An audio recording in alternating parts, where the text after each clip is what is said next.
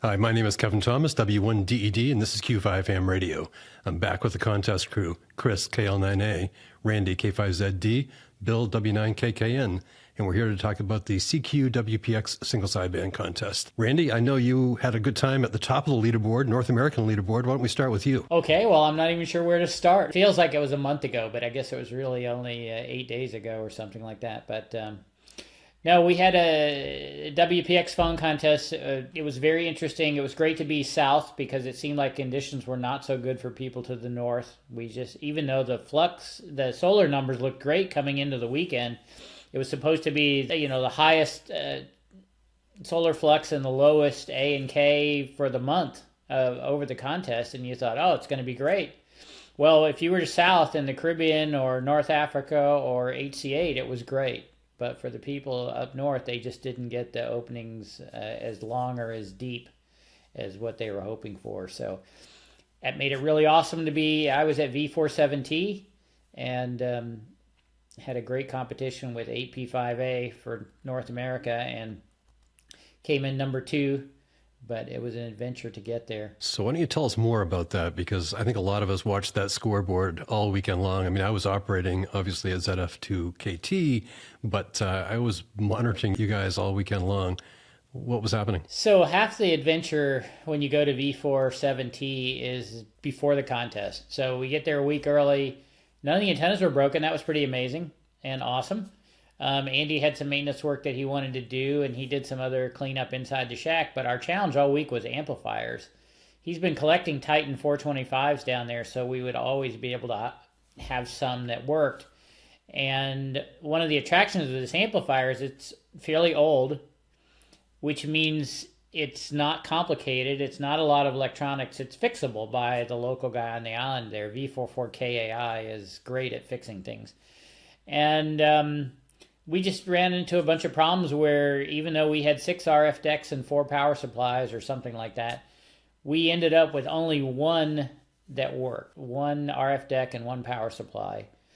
And so even last minute effort on Friday afternoon, Andy comes up with an amp that he and Joel had worked on, and it immediately blows up the power supply as soon as we're trying to tune things up. So at that point, it's like, oh, I got 1 amp. I've got 2 radios. I'm all set up for SO2R and everything, but I only have 1 amp, and it's like, I'm not going to try to do this with low power on the second radio. Heck with it. So I just made the decision I was just going to run with 1 radio. I ran Andy back down the hill, and it was kind of funny because we leave at 6 o'clock. I take him back down the hill to the rental house where he can take a plane home then on Saturday. I come back up to the station. I'm racing up because I think the contest starts at 7. Well, it doesn't. It starts at 8, but I race up, I get into the station, I flip the amplifier on, it goes through its 3-minute warm-up period, it flips, the amp goes on right at what I thought was 0 Zulu, and I start calling CQ, but the bands are strangely quiet, and then I realize, oh, it's only 23 Zulu. So at least I had another hour to get myself organized and centered. But the contest itself was great, started great. WPX is interesting because you got to kill some off time. So from a scoreboard perspective, you don't always see when the off times are happening. You just see things kind of move back and forth. But the miracle for me was 20 was good in the middle of the night. And then I happened to check 15 just before I went to bed, and it was screaming wide open. So I had almost an hour and a half on 15 meters into Europe with nobody around. It was amazing. Got a lot of QSOs. So I got way ahead on Saturday morning because Tom was, AP5A was asleep then. And then all day during the day, we're grinding. I mean, conditions were great on the high bands for us on 10 and 15. We're both going along. And as long as the rate's really high with 1 radio, I can keep up with Tom because he doesn't get that much advantage from the second radio. But on Saturday afternoon, I kind of mentally lost it somewhere around 19 Zulu, and he just started making up 20 Qs an hour. Because things started slowing down. He started being able to use the second radio to do some things better. And finally, by 0030, I took my second off time, which meant I'd only taken 2.5 hours off in the first 24 hours. And so I'm lying there waiting for an hour to go by, and I start thinking about it. I'm like, it was pretty, I've already worked a lot of guys on 20. It's pretty crummy. I think I'll just go to sleep for a few more hours and get up. And so I did. And so I got back on at 0330, 0400, something like that, so I could get the European sunrise. 80 was fantastic, but I couldn't get a frequency. And so I couldn't get anybody to call me. So finally, I found a place in the middle of the mosh pit on 40 and had a couple of really good hours, a lot of 6-pointers. But I look at the scoreboard real quickly and I realize, when I first woke up, and it's like, where did Tom get another 250 cues while I was asleep? So that's kind of depressing. You say, oh, it's not that good, I'll go to sleep. And then you wake up and realize you just gave away 250 cues. So the rest of the weekend was me just chasing. And conditions were not as good on Sunday for both of us. So things were a little slower. So again, he could do a little more of the 2 radio bouncing back and forth between the bands. With 1 radio and 1 manual tune amplifier that we had to be really careful about. I was under instructions, do not let the grid current go up. Do not let the red light come on. So everything was tuned up very carefully. I stayed probably less than 1,000 watts all weekend out. But it meant changing bands was risky because when you change bands, you don't know what you're going into. Is it going to be better? Is it going to be worse? I'm going to find a frequency. Are people going to spot me? How long is all this going to take? So almost every band change was like 10 minutes of uncertainty. And then I'd usually try to go chase some multipliers when I did that, so that didn't necessarily make it any better. Anyway, we ended up on Sunday afternoon. I'm kind of watching the scoreboard, and I'm holding even. Then he starts getting a little bit ahead, and we watched the 8C8 guys, and of course CQ9A just run past us both because of the 3-point to 2-point advantage for working W's. But in the end, I just decided, okay, I've got off time left. I'm just going to go till I run out of operating time. So with 1 hour and 10 minutes left to go, I was off. And Tom very deliberately wanted to be on for the last hour so he could get on the low bands. I think I made the better decision in the end just because it's just so hard in the last hour to produce rate. You've kind of worked everybody. The Europeans start to go to bed. Sometimes it can be great, sometimes not. This time probably ended up being a wash. But in the end, I ended up 800K behind 8P5A. Considering I was using one, it was a moral victory for me, and it was a great experiment. This is what a guy with 1 radio can do versus a guy with a station, a lot of automation, solid-state amplifiers, everything. Not to take anything away from Tom at all, he did great. It also shows you a little bit in these contests that there is only a finite number of people to work. And so the game is, how fast can you shovel people when the bands are really open? Because once things start to slow down a little bit, it's very hard to make up ground. But anyway, long story short, it was a great contest because I had the scoreboard open up in one corner of the screen all the time, and I could see my competition, and I had somebody to chase that I was very motivated to hunt down and who was probably equally motivated to make sure that didn't happen. And Chris and Bill, I think you both sat this out, but were you watching the scoreboard? Absolutely. Yeah, I was at a work meeting, and I was glued to it the whole time. It was interesting because I've operated at several of these stations on the top. So it was cool to see Randy, picturing where Randy is with all these amp problems, because of course we were talking to Andy a little bit about what was going on, and watching the off time strategy was interesting. Of course, I've operated CQ9A, so our friend Valerie did a great job, won the contest, but he wasn't always in first place. Just the way the darkness falls and the strategy, and it was cool to see him jump up. Our friend K5TR was at TI7W. And that's talk about an uphill battle. Holy cow. Not to mention our friend Kevin was at ZF2KT. And it was super cool to see that. And I've never operated at the ZF5T station. But I can imagine it was fun.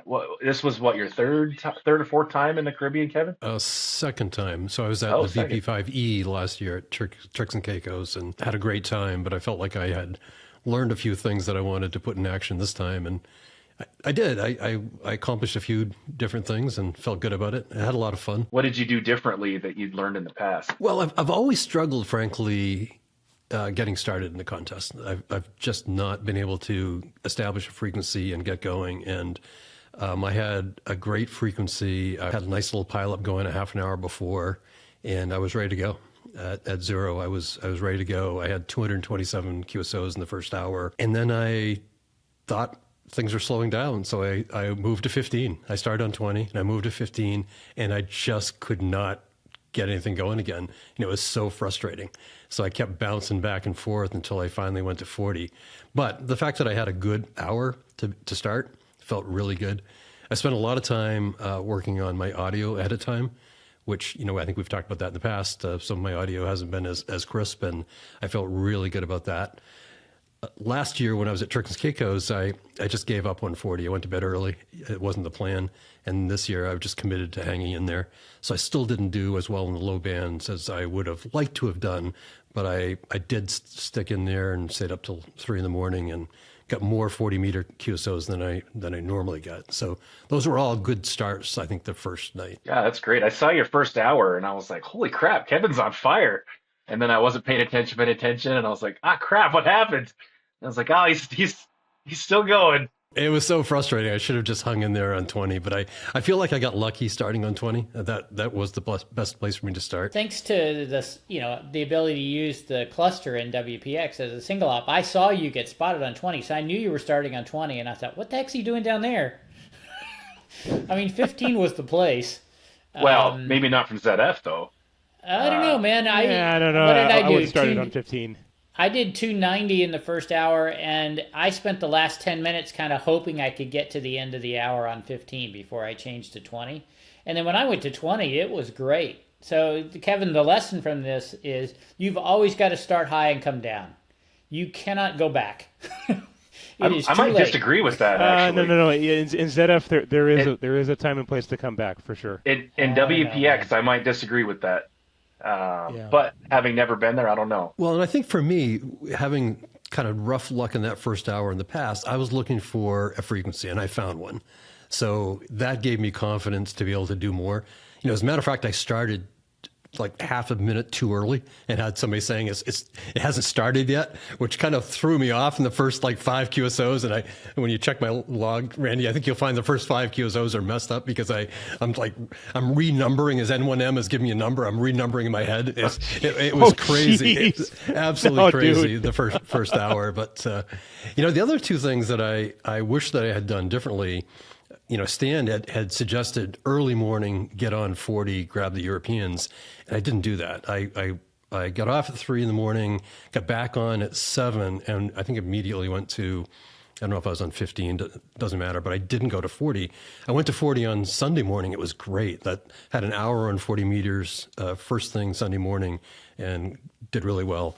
The other thing that I didn't do until late in the contest was operate more outside the US bands. And another piece of advice from Stan that you can be just outside the US band, US frequencies, and grab some Europeans.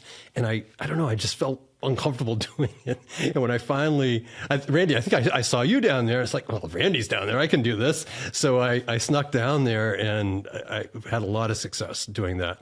So I would do that, both of those things earlier. Yeah, you want 3-point QSOs, and if you go down there, you're mostly going to get 3-point QSOs, except for the lost W's who call in anyway. And it's like, okay, thanks very much for calling in. But yeah, you can't be afraid. And also on 40, I had a pretty good run the first night below 7,100. Actually, I might have even been down around 70, 60, because that's, again, any opportunity to get into Europe without having W's call is worth it. The other thing I would do differently next time, I was watching the contest online scoreboard and watching you, Randy, and watching Tom and trying to see what you guys are doing. But, the information is delayed. If I'm looking at band changes, it's an hour delayed, right? So it wasn't really helpful. On Sunday, I started watching your spots. So if Randy was there, I thought, okay, that might be a good place to be. And that was really helpful from a confidence standpoint. I was telling Bill before the call started, I think with my lack of experience, I don't know sometimes, is it me? Is it my operating? Is it propagation? I don't know. So I assume it's me. And then you start getting in your head, I'm in the wrong place. And as soon as that starts happening, I would make a band change. It's like, oh, well, that wasn't the right thing to do. I should have just hung in there.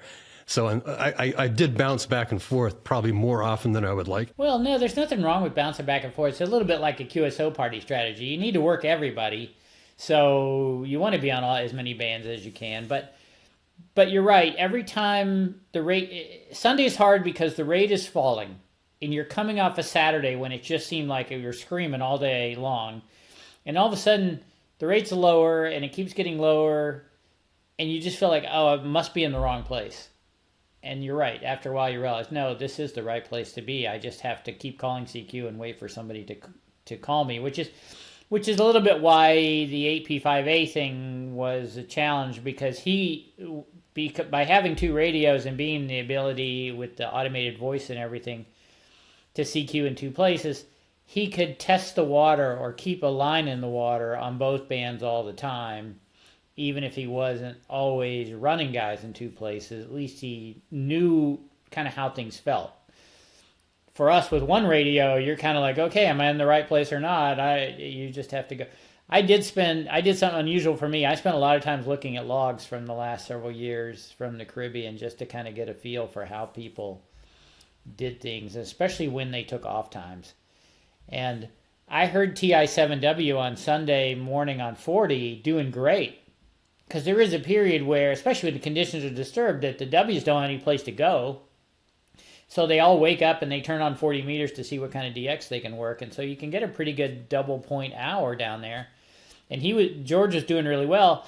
But because I had operated so much the first day, I couldn't afford to take a flyer on anything. I kind of had to just say, well, I'm going to wait and do the high bands, because I need the rate more than I need the potential of the double point QSOs. So that's what makes the off time thing so great. And to think WPX used to be 30-hour contest. So you had to figure out when to take 18 hours off. And as an expedition, that used to drive guys crazy, because it's like, wow, I flew all the way down here so I can sit around and watch TV.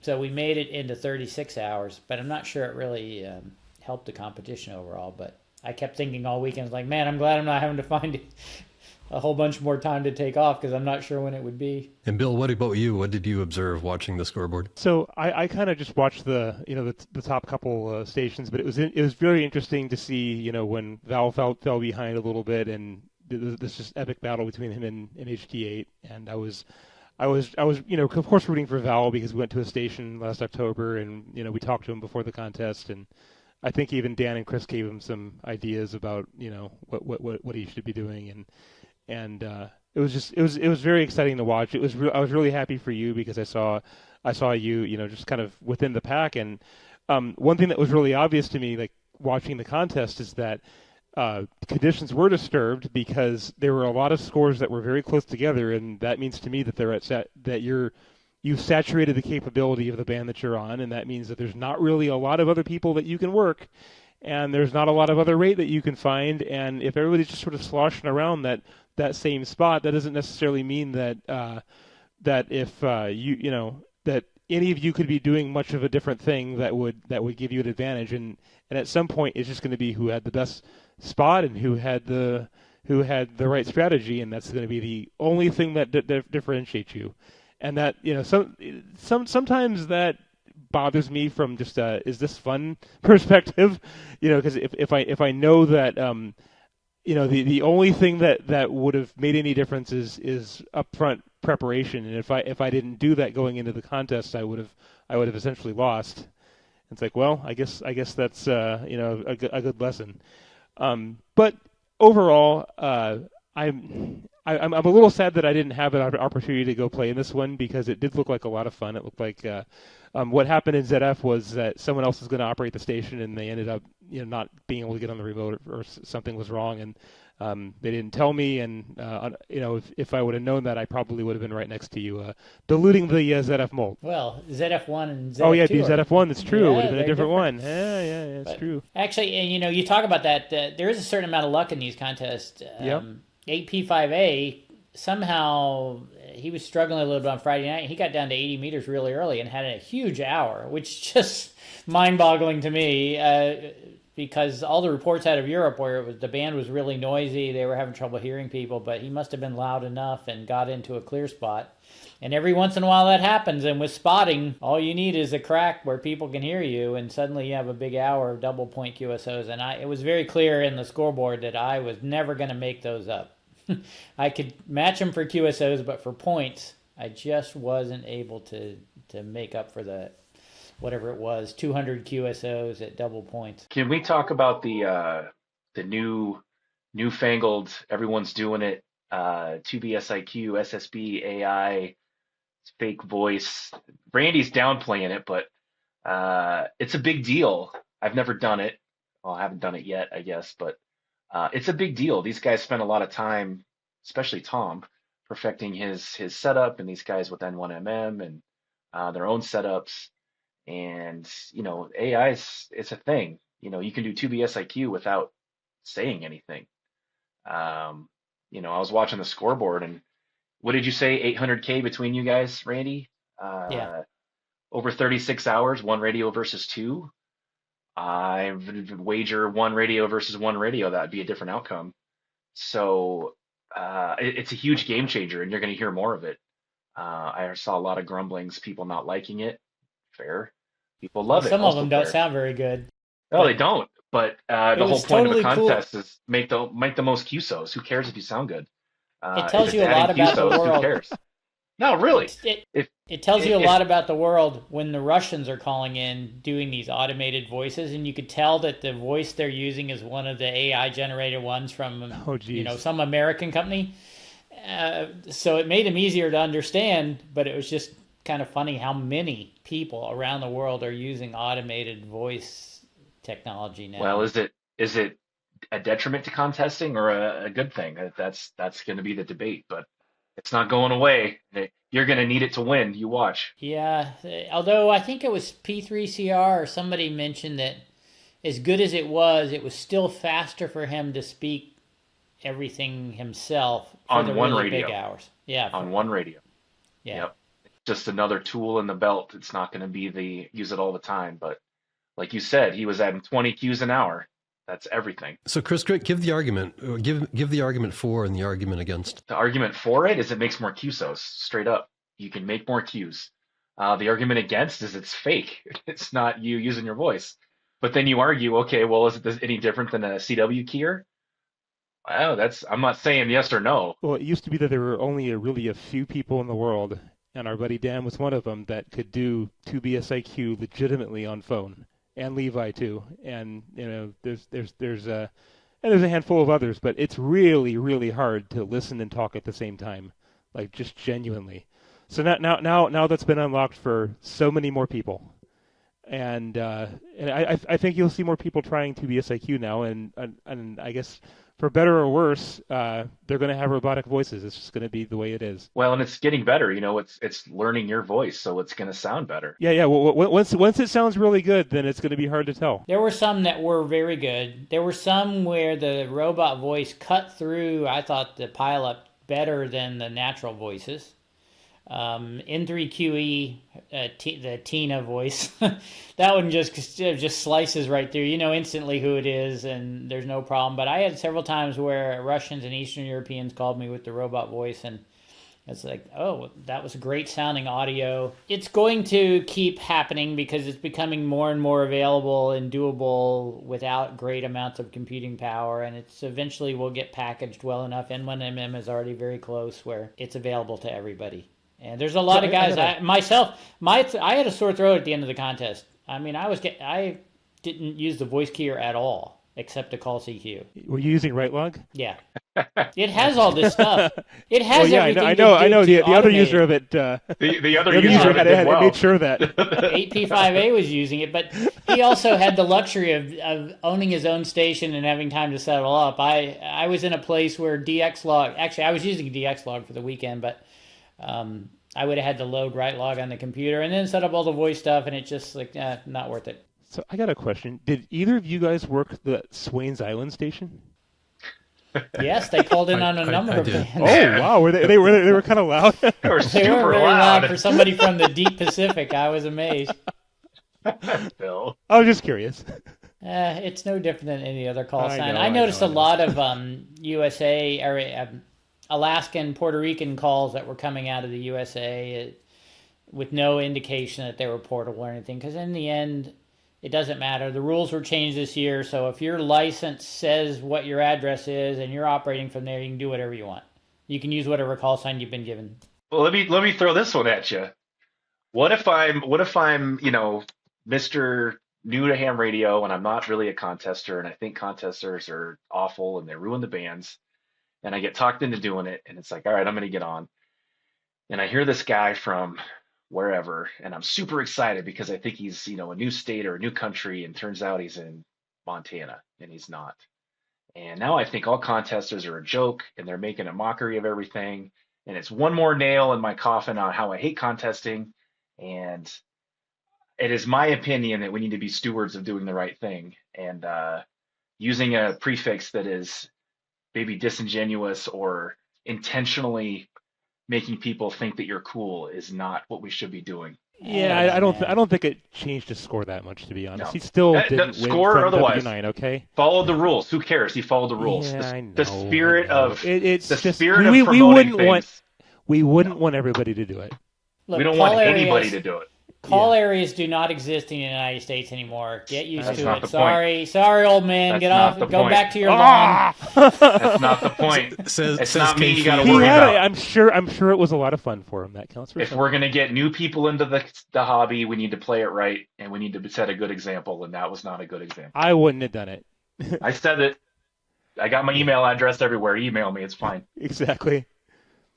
You know, if I had my station up, I would have asked K9CT if I could borrow his call. You could have used KL98. That would have been an awesome call. There you go. But there's That's a a reason, 9, right?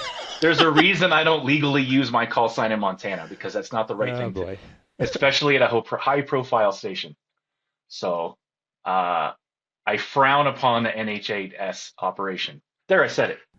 I frown. Okay. I frown upon it. Your call could have been Yankee 90 Radio Charlie 5, which, by the way, was active in the contest. So, oh wow. Yeah, but were they in Argentina? No, they were not. But in a prefix contest, it's kind of like that's all part of the entertainment value. But so I can't.